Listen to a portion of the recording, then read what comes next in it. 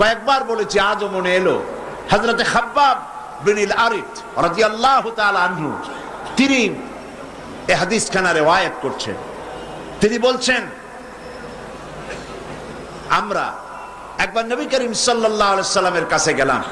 One Khabbab বিন আরিত রাদিয়াল্লাহু তাআলা আনহু আন্নাহু ক্বাল শাকাউনা ইলা রাসূলিল্লাহি সাল্লাল্লাহু আলাইহি ওয়াসাল্লাম ওয়া হুয়া মুতাওয়াসসাদুন বুরদাতুন লাহু ফি জিল্লিল কাবা। তিনি বললেন, আমরা নবী করিম সাল্লাল্লাহু আলাইহি ওয়াসাল্লামের কাছে গেলাম, যে দেখি নবীজি কাবা শরীফের ছায়ায় চাদর মুড়ি দিয়ে আরাম ফরমাচ্ছেন। আমরা কাছে গিয়ে বললাম, আলা তাস্তানসিরু লানা আলা তাদউ লানা ইয়া রাসূলুল্লাহ, হে রাসূল, আপনি কি আমাদের জন্য আল্লাহর কাছে সাহায্য প্রার্থনা করবেন না? আপনি কি আমাদের জন্য আল্লাহর কাছে দোয়া করবেন না? আমরা তো মার খেতে খেতে শেষ হয়ে গেলাম। আমাদের খাব্বাবকে তারা মারছে, খুবাইবকে মারছে, আম্মারকে, সোয়াইবকে, বেলালকে মেরে শেষ করে ফেলছে। খাবার নাই, পরার নাই, কত কষ্ট আমাদের। নবীজি উঠে বসলেন, বুখারীর হাদিস। নবীজি উঠে বসলেন, বললেন, খাব্বাব শোনো, শোনো খাব্বাব, তোমাদের আগে এই পৃথিবীতে দ্বীনের দাওয়াত দিতে যারা এসেছিলেন, ইসলামের দাওয়াত দিতে যারা এসেছিলেন, তাদেরকে ধরা হতো, ফায়ুখাজুর রাজুল, তাদেরকে সমকালীন রাষ্ট্রশক্তি তাদের ধরত, ফায়ুহফারু লাহু ফিল আরদ, এবং তার জন্য জমিনের মধ্যে গর্ত খনন করা হতো, ফায়ুজআলু ফিহা, এরপরে সেই গর্তের ভিতরে তাকে কোমর পর্যন্ত ডাবায় দেওয়া হতো, সুম্মা ইউতা বিল মানশার, এরপরে করাত আনা হতো, ফায়ুদাউ আলা রাসিহি, এরপরে এই করাতটা তার মাথার উপরে রাখা হতো, ফায়ুজআলু নিসফাইন, করাত দিয়ে চিরে জীবিত মানুষটাকে দ্বিখণ্ডিত করে ফেলা হতো। মা ইয়াসুদ্দুহু যালিকা আন দীনিহি, এত কষ্ট দেওয়ার পরেও একজন ইসলামের দায়ীকে তারা ইসলামের রাস্তা থেকে এক চুলও সরাইতে পারে নাই। আল্লাহর নবী বলেন, শোনো খাব্বাব, ওয়াল্লাহি লা ইউতাম্মান্না আল্লাহু হাযাল আমরা হাত্তা ইয়াসিরুর রাকিবা মিন সানা ইলা হাযরামাউত। তিনি বলছেন, শোনো খাব্বাব, আমি আল্লাহর নামে কসম করে বলি, আমি আল্লাহর নামে কসম করে বলি, সেই দিন বেশি দূরে নয় যেদিন ইয়েমেনের রাজধানী সানা থেকে শুরু করে হাজরামাউত পর্যন্ত লোকেরা যাতায়াত করবে, মানুষেরা চলাফেরা করবে, নারী তার সৌন্দর্যের পসরা নিয়ে, ব্যবসায়ীরা তাদের পুঁজি নিয়ে রাস্তা দিয়ে, মরুভূমি দিয়ে দিনেও চলবে, রাতেও চলবে, লা ইয়াখাফু ইল্লাল্লাহ, আল্লাহর ভয় ছাড়া মানুষের মনে আর কোনো ভয় থাকবে না। সুবহানাল্লাহ, সুবহানাল্লাহ, মানুষের মনে আর কোনো ভয় থাকবে না। ওয়ালাকিন্নাকুম তাস্তাজিলুন, তোমরা তাড়াহুড়ো করছো, অপেক্ষা করো, এরকম সমাজ আসবে। কোরআন সেই সমাজ কায়েম করেছিল, ওই মুসলমান তৈরি করেছিল, যেই মুসলমান ইসলামকে পরিপূর্ণরূপে জীবনের সকল ক্ষেত্রে মানত, ব্যক্তিতে, পরিবারে, সমাজে, রাষ্ট্রে, জীবনের সব জায়গায় ইসলামকে তারা মানত বলেই এই শান্তি তাদের ভিতরে এসেছিল। এই জন্য আল্লাহ পাক বলছেন, ইয়া আইয়ুহাল্লাযীনা আমানু দুখুলু ফিস সিলমি কাফা, ও বিশ্বাসীরা, তোমরা যারা ঈমান এনেছো, শোনো, ইসলামের ভিতরে সিলমের মধ্যে পরিপূর্ণরূপে দাখিল হয়ে যাও, একটু আটটু নয়, পরিপূর্ণরূপে দাখিল হয়ে যাও। সেটা কিভাবে?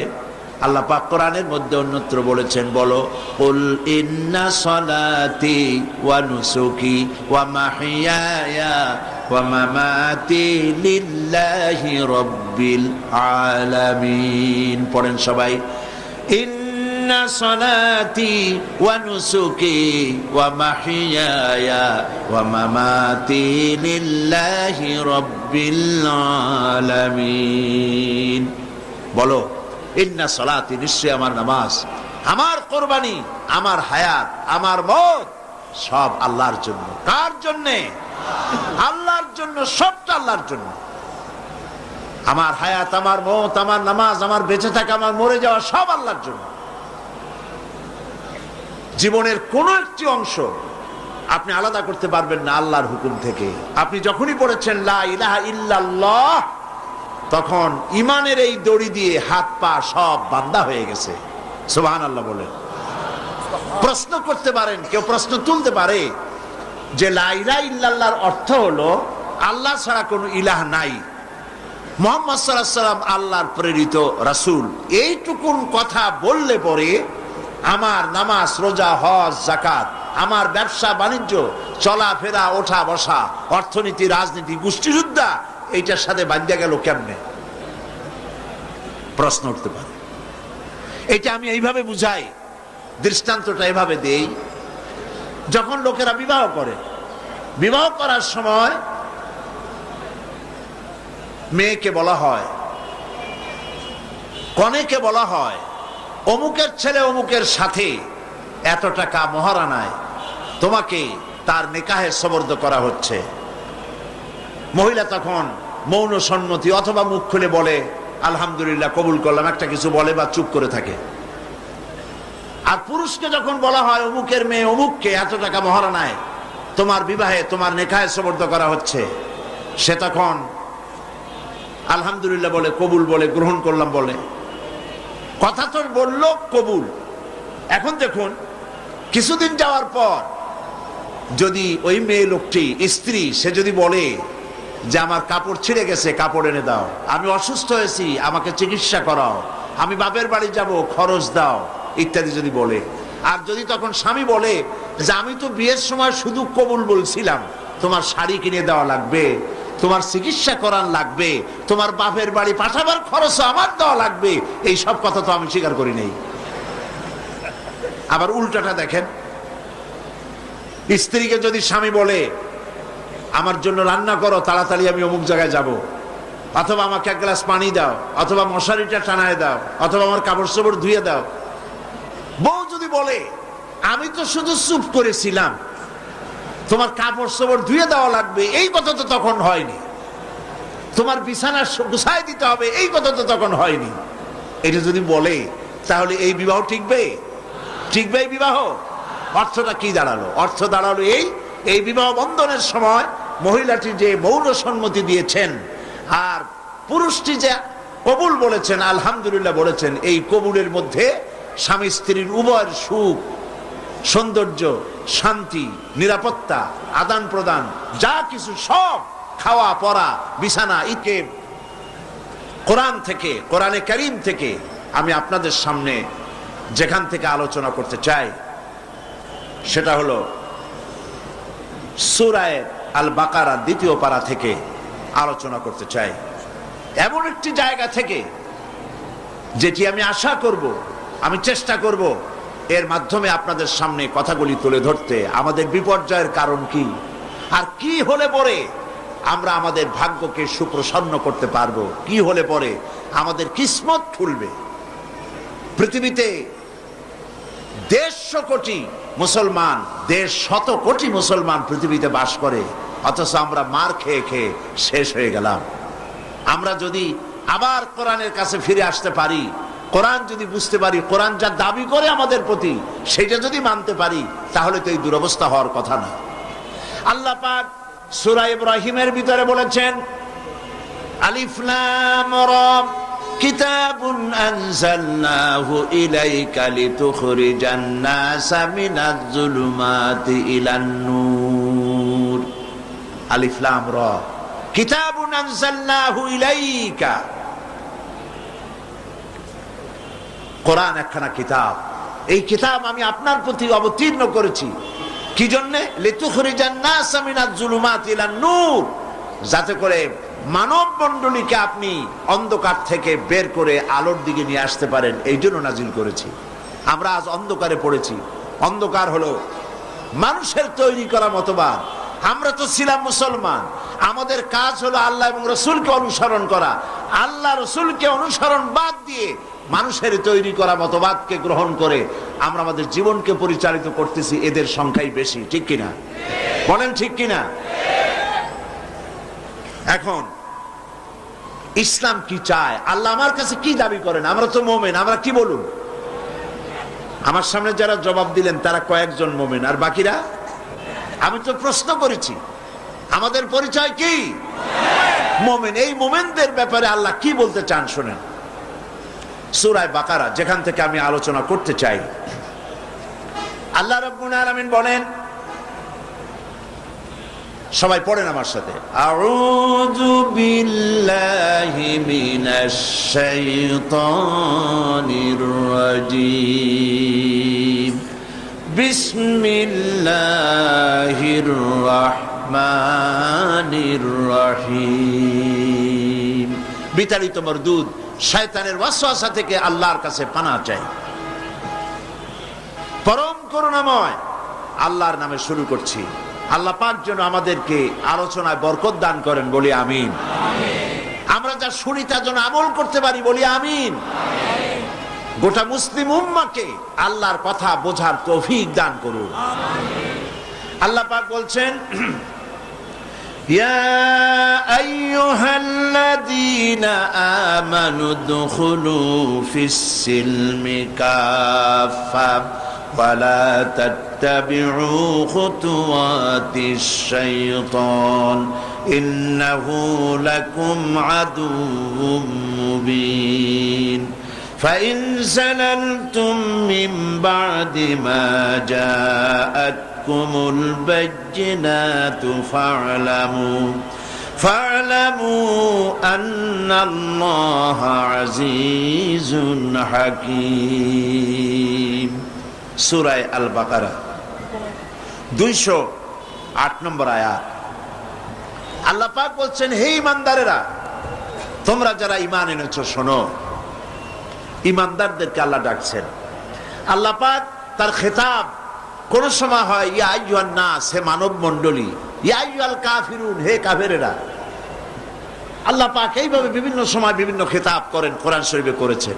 এই আয়াতের মুখাতিব, এই আয়াতে আল্লাহ পাক সম্বোধন করছেন কাদেরকে বলুন? মুমিনদেরকে। তোমরা যারা ঈমান এনেছো, তোমরা যারা পড়েছো লা ইলাহা ইল্লাল্লাহু মুহাম্মাদুর রাসূলুল্লাহ, এটা কমাইতে হবে। তোমরা যারা এই কালেমা পড়েছো, ঈমানের দাবি করেছো, শোনো।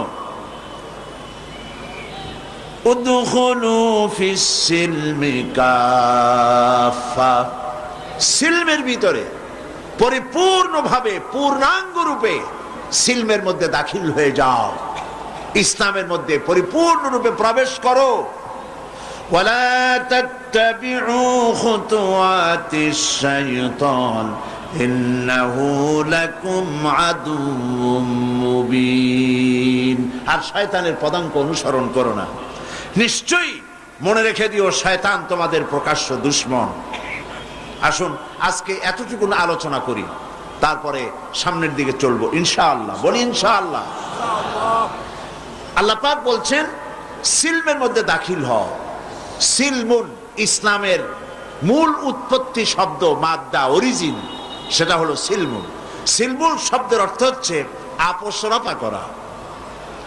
আপোষ রফা করো, সিলমের মধ্যে দাখিল হও, অর্থাৎ সারেন্ডার হও, আত্মসমর্পণ করো। মুমিনদেরকে বলা হচ্ছে। আত্মসমর্পণ কার কাছে? ইসলামকে বলা হয় শান্তির ধর্ম, বলা হয় কিনা? প্রায় লোকেরা বলে ইসলাম হলো শান্তির ধর্ম, কিন্তু শান্তির ধর্ম এটা একটি আপেক্ষিক কথা। ইসলাম শান্তির ধর্ম ঠিক, কিন্তু শর্ত সাপেক্ষ। সিলমের মধ্যে যারা আত্মসমর্পণকারী, ইসলাম তাদের জন্য শান্তির ধর্ম। কথা বুঝতে পেরেছেন? এই জন্য সিলমের মধ্যে দাখিল হও, আত্মসমর্পণ করো। এই আত্মসমর্পণের কথা দেখুন আল্লাহ পাক শিখাচ্ছেন। দেখো আত্মসমর্পণ কাকে বলে। কোরআনের এক আয়াতের ব্যাখ্যা আর এক আয়াত। এই জন্য কোরআন শরীফের উত্তম তাফসীর হচ্ছে কোরআন দিয়ে কোরআনের তাফসীর করা। আমরা সেই চেষ্টাই করি, কোরআন দিয়ে কোরআনের তাফসীর। আল্লাহ রাব্বুল আলামিন বলছেন, আফা গায়রা দীনিল্লাহি ইয়াবগুন ওয়া লাহু আসলামা মান ফিস সামাওয়াতি ওয়াল আরদি তাওআন ওয়া কারহা আফাগায়রা দীনিল্লাহি ইয়াবগুন। তোমরা কি আল্লাহর দেওয়া জীবন ব্যবস্থাকে ছেড়ে দিয়ে অন্য কোন মতবাদ, অন্য কোন আদর্শ তালাশ করো? ওয়ালাহু আসলামা, এই দেখুন এখানে সিনলাম, সিলমুন শব্দ এখানেও আছে। ওয়ালাহু আসলামা মান ফিস সামাওয়াতি ওয়াল আরদ, অথচ আকাশে যা আছে, জমিনে যা আছে, আসলামা সবাই আত্মসমর্পণ করেছে। কার কাছে বলুন তো? ইচ্ছায় হোক অনিচ্ছায় হোক আত্মসমর্পণ করেছে কার কাছে? আল্লাহ পাকের কাছে। সূর্যের দিকে তাকায় দেখেন, চন্দ্রের দিকে তাকিয়ে দেখুন, চাঁদের ক্ষমতা নাই দিনের বেলায় উদিত হয়ে সূর্যের আলোকে কমায় দেয়, আবার সূর্যের ক্ষমতা নাই পশ্চিম দিক থেকে উদিত হয়, অথবা রাতের বেলায় এসে বাংলাদেশের জমিনে রাতের বেলায় উদিত হয়, এ ক্ষমতা নাই। চন্দ্র সূর্য একে অপরকে অতিক্রম করতে পারে না, কেউ কাউকে বাধাও দিতে পারে না। কোরআন শরীফ আল্লাহ পাক সূরা ইয়াসিনের ভিতরে পরিষ্কার করে বলেছেন, লাশ-শামসু ইয়ানবাগি লাহা আন তুদরিকাল কামারা ওয়ালাল-লাইলু সাবিকুন নাহার ওয়া কুল্লুন ফি ফালাকিন ইয়াসবাহুন। প্রবল জ্ঞানী হইবে যাহারা, আপন মনেতে বুঝিবে তাহারা, রাত্রি পারে না আগে যাইবার, দিনের স্থান করি অধিকার। চন্দ্র বাঁধে না সূর্যের গায়েতে, সূর্য পারে না চন্দ্রকে ধরিতে। যার যে স্থান বহল রাখিয়া ভ্রমণ করিছে খোদাকে ডরিয়া। প্রত্যেকে আল্লাহকে ভয় করে চলছে, কেউ দাঁড়ায় নাই, চন্দ্র দাঁড়ানো নাই, সূর্য দাঁড়ানো নাই। ওয়াকুল্লুন ফি ফালাকিন ইয়াসবাহুন, সব আপন আপন কক্ষপথে ঘুরছে, মারামারি নাই, সংঘর্ষ নাই। চাঁদের সাথে সূর্য ধাক্কা লাগে না, গ্রহে নক্ষত্রে নক্ষত্রে ধাক্কা লাগে না, সব যার যার কক্ষপথে চলছে। কার হুকুম মানে? আল্লাহ পাক বলছেন ওয়ালাহু আসলামা, সব আনুগত্যের মস্তক আমার সামনে নত করে দিয়েছে। সুবহানাল্লাহ বলবেন না? মহাশূন্যের দিকে তাকিয়ে দেখুন একই অবস্থা। জঙ্গলের ভিতরে তাকিয়ে দেখেন, সেখানেও জঙ্গলি প্রাণীরা আল্লাহর আইন মেনে চলতেছে, সেখানেও আল্লাহর আইন ভঙ্গ করা হচ্ছে না। সমুদ্রের ভিতরে, দরিয়ার ভিতরে যত জলচর প্রাণী আছে সবগুলি যার যার আপন আপন পথে পথে চলছে, মারামারি নাই, সংঘর্ষ নাই। ওয়ালাহু আসলামা, যা কিছু আছে আকাশে, যা কিছু আছে জমিনে, সব আল্লাহর সামনে মাথা নত করে দিয়েছে। সুবহানাল্লাহ, সব আল্লাহর আইন মেনে চলছে। ওয়ালাহু আসলামা মান ফিস সামাওয়াতি ওয়াল আরদ। সারেন্ডার করো, সারেন্ডার করো, আত্মসমর্পিত হও। মুমিনদের কাছে আল্লাহ পাকের এটাই হচ্ছে হুকুম, অর্ডার। এই সারেন্ডারের নমুনা, আত্মসমর্পণের নমুনা আল্লাহ পাক এই জাতির পিতাকে দিয়ে আল্লাহ পাক দুনিয়ার মানুষকে শিখাইছেন আত্মসমর্পণ কারে বলে। এই জাতির পিতাকে দিয়ে আল্লাহ পাক বুঝাইছেন। কে জাতির পিতা? কে জাতির পিতা? এ ব্যাপারে কোনো আপোষ নাই, বিতর্কও নাই, ঠিক কিনা বলেন? মুসলমানদের জাতির পিতা নিয়ে কোনো বিতর্ক নাই, কোন আপোষ নাই। হযরত ইব্রাহিম আলাইহিস সালামকে আল্লাহ পাক বলেছেন আসলিম, সারেন্ডার করো, আত্মসমর্পণ করো। হযরত ইব্রাহিম আলাইহিস সালাম কোন প্রশ্ন করেন নাই কোন ব্যাপারে আত্মসমর্পণ করব, কি ব্যাপারে করব, কোনো প্রশ্ন করেন নাই। হযরত ইব্রাহিম তার রবের পক্ষ থেকে যখন বলা হয়েছে আত্মসমর্পণ করো, সারেন্ডার করো, তিনি সঙ্গে সঙ্গে জবাব দিয়েছেন আসলামতু লিরাব্বিল আলামিন।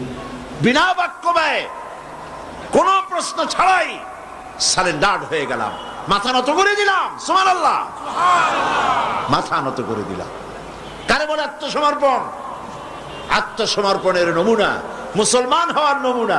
মুসলমান মানেই তো হচ্ছে আত্মসমর্পণ করা। আল্লাহ যা বলেন সেইটা, আল্লাহ যা নিষেধ করেছেন সেটা থেকে ফিরতে হবে, আল্লাহ যা অর্ডার করেছেন সেটা মানতে হবে। আমরা কি তা করি? আমরা কি তা করি? সেই জন্য আল্লাহ পাক বলছেন, মুমিনেরা ঈমানের দাবি তো করছো, কিন্তু ইসলামের মধ্যে পুরোপুরি দাখিল হও নাই। ইসলামের মধ্যে পরিপূর্ণভাবে দাখিল হতে হবে। বললেই হবে না আমি আল্লাহর উপর ঈমান এনেছি। কোরআনে কারীমের প্রথম রুকুতে আল্লাহ পাক বলেছেন, ওয়ামিনান নাসি মান ইয়াকুলু আমান্না বিল্লাহি ওয়া বিল ইয়াউমিল আখিরি ওয়া মা হুম বিমুমিনিন। লোকেদের মধ্যে এমন অনেক লোক আছে যারা বলে আল্লাহর প্রতি ঈমান এনেছি, পরকালের উপরে বিশ্বাস করেছি। আল্লাহ পাক বলছেন ওয়া মা হুম বিমুমিনিন, এরা মুমিন না। কেন বললেন এই কথা? এই জন্য বলেছেন এদের মুখের কথার সাথে কাজের কোনো মিল নাই। এই জন্য আসলামা উদখুলু ফিস সিলমি কাফা, পরিপূর্ণভাবে দাখিল হও। আল্লাহর হুকুমের সামনে মাথা নত করো। এই মাথা নত করার দৃষ্টান্ত আল্লাহ পাক দেখালেন। হযরত ইব্রাহিম আলাইহিস সালামকে আল্লাহ পাক অর্ডার করলেন ছেলেকে জবাহ করার জন্য। কোরআন শরীফের মধ্যে আল্লাহ পাক পরিষ্কার করে বলেছেন, কোনো উপন্যাসের কথা নয়, কোনো গল্প নয়, কোনো ইতিহাসের কথা নয়, আল্লাহ পাকের নিজের কথা। আর কদিন পরেই কোরবানির ঈদ আসতেছে। আল্লাহ পাক হযরত ইব্রাহিম আলাইহিস সালামকে হুকুম করলেন ছেলে কোরবানি করার জন্য। আর হযরত ইব্রাহিম হযরত ইসমাইলকে তারকে শোনালেন, ইয়া বুনাইয়া ইন্নী আরা ফিল মানামি আন্নী আযবাহুক ফানজুর মাযা তারা। হে কলিজার টুকরা সন্তান, আমি স্বপ্ন দেখেছি যেন আমি তোমাকে জবাহ করছি। ফানজুর মাযা তারা, এখন তোমার মত কি, রায় কি, অভিমত কি, শোনাও আমাকে। তিনি কি বলছিলেন? হযরত ইসমাইল বলছিলেন যে আপনি এতদিন পর্যন্ত আমার মায়ের খবর রাখেন নাই, আমার খবর রাখেন নাই, আমাদের ফালায় গেছেন মরুভূমির মধ্যে, পানি খাবার কিচ্ছু দেন নাই, আজকে জবাহ করতে আসছেন কোন অধিকারে? একথা বলেছেন? বলেছেন? বরং তিনি হযরত ইসমাইল হযরত ইব্রাহিম যেটা করলেন সেটাও তিনি আল্লাহর সামনে মাথা নত করলেন, ঠিক কিনা? হযরত ইসমাইল যেটা করলেন সেটাও তিনি আল্লাহর সামনে মাথা নত করেছেন। হযরত ইসমাইল বললেন, ইয়া আবাতি ফাআল মা তুমারু সাতাজিদুনি ইনশাআল্লাহু মিনাস সাবিরিন। ইয়া আবাতি ফাআল, হে পিতা আপনি তাই করুন। মা তুমার, যে বিষয়ে আপনাকে আদেশ করা হয়েছে। লক্ষ্য করুন, ইব্রাহিম আলাইহিস সালাম বলেছেন আমি স্বপ্নে দেখছি, আমি স্বপ্ন দেখেছি আমি তোমাকে যেন জবাহ করছি। আর হযরত ইসমাইল বললেন আপনি যে আদিষ্ট হয়েছেন তাই করেন। তার মানে ইসমাইল বুঝতে পেরেছেন পয়গম্বরের স্বপ্ন স্বপ্ন নয়, এটা আল্লাহর ওহী, হুকুম। জবাহ করেন, আমাকে আপনি ধৈর্যধারীদের মধ্যে পাবেন। এখন দেখেন এই যে উদখুলু ফিস সিলমি কাফা, এই সিলমুন শব্দ ওখানে এসেছে। আল্লাহ পাক বলছেন ফালাম্মা আসলামা ওয়া তাল্লাহু লিল জাবিন। ফালাম্মা আসলামা, যখন দুজনই রাজি হয়ে গেছে, আত্মসমর্পণ করেছে। কোন দুজন? হযরত ইব্রাহিম আর হযরত ইসমাইল, দুজনই আত্মসমর্পণ করে দিয়েছেন আল্লাহর সামনে এবং ঘাড় কাত করেছেন। সেই ঘটনা বলার উদ্দেশ্য আমার না, আমার বলার উদ্দেশ্য আত্মসমর্পণ করা। উদখুলু ফিস সিলমি কাফা, ইসলামের মধ্যে, সিলমের মধ্যে পরিপূর্ণ দাখিল হও, আত্মসমর্পণ করো কমপ্লিটলি, কোনো শর্ত ছাড়াই। তার অর্থ হচ্ছে আপনার এবং আমার নিজের মর্জি মোতাবেক কোনো কাজ করতে পারবো না, সবটাই আল্লাহর হুকুম মতো করতে হবে। এর নাম মুসলমান। এর নাম কি? মুসলমান। আপনার ইচ্ছা আপনি কিছু করতে পারবেন না, করবেন কার ইচ্ছা মতো? আল্লাহ পাকের ইচ্ছা মতো করতে হবে।